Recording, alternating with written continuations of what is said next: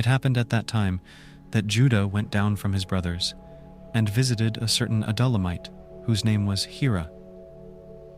Judah saw there a daughter of a certain Canaanite whose name was Shua. He took her and went into her. She conceived and bore a son, and he named him She conceived again and bore a son, and she named him Onan. She yet again bore a son, and named him Shelah, and he was at Chezib when she bore him.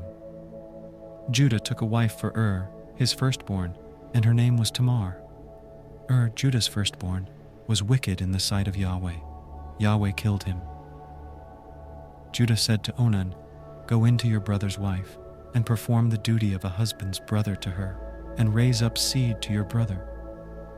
Onan knew that the seed wouldn't be his, and it happened when he went in to his brother's wife that he spilled it on the ground, lest he should give seed to his brother. The thing which he did was evil in the sight of Yahweh, and he killed him also. Then Judah said to Tamar, his daughter-in-law, "Remain a widow in your father's house, until Shelah my son is grown up." For he said, lest he also die like his brothers. Tamar went and lived in her father's house. After many days, Shua's daughter, the wife of Judah, died. Judah was comforted, and went up to his sheep shearers to Timnah, he and his friend Hirah, the Adullamite. It was told Tamar, saying, "Behold, your father-in-law is going up to Timnah to shear his sheep." She took off of her the garments of her widowhood, and covered herself with her veil, and wrapped herself, and sat in the gate of Enaim, which is by the way to Timnah.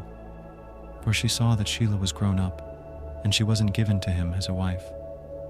When Judah saw her, he thought that she was a prostitute, for she had covered her face.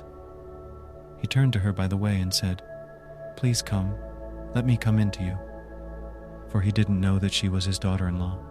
She said, "What will you give me that you may come in to me?" He said, "I will send you a kid of the goats from the flock."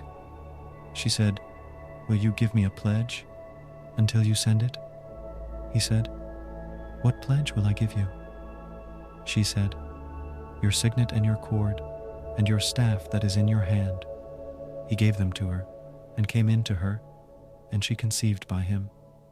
She arose and went away, and put off her veil from her, and put on the garments of her widowhood. Judah sent the kid of the goats by the hand of his friend, the Adullamite, to receive the pledge from the woman's hand, but he didn't find her. Then he asked the men of her place, saying, "Where is the prostitute that was at Enaim by the road?" They said, "There has been no prostitute here." He returned to Judah and said, "I haven't found her." And also the men of the place said, "There has been no prostitute here." Judah said, "Let her keep it, lest we be shamed. Behold, I sent this kid, and you haven't found her." It happened about 3 months later that it was told Judah, saying, "Tamar, your daughter-in-law, has played the prostitute, and moreover, behold, she is with child by prostitution." Judah said, "Bring her forth, and let her be burnt." When she was brought forth, she sent to her father-in-law, saying, "By the man whose these are, I am with child." She also said, "Please discern whose are these, the signet, and the cords, and the staff." Judah acknowledged them and said, "She's more righteous than I, because I didn't give her to Shelah my son." He knew her again no more. It happened in the time of her travail, that behold, twins were in her womb.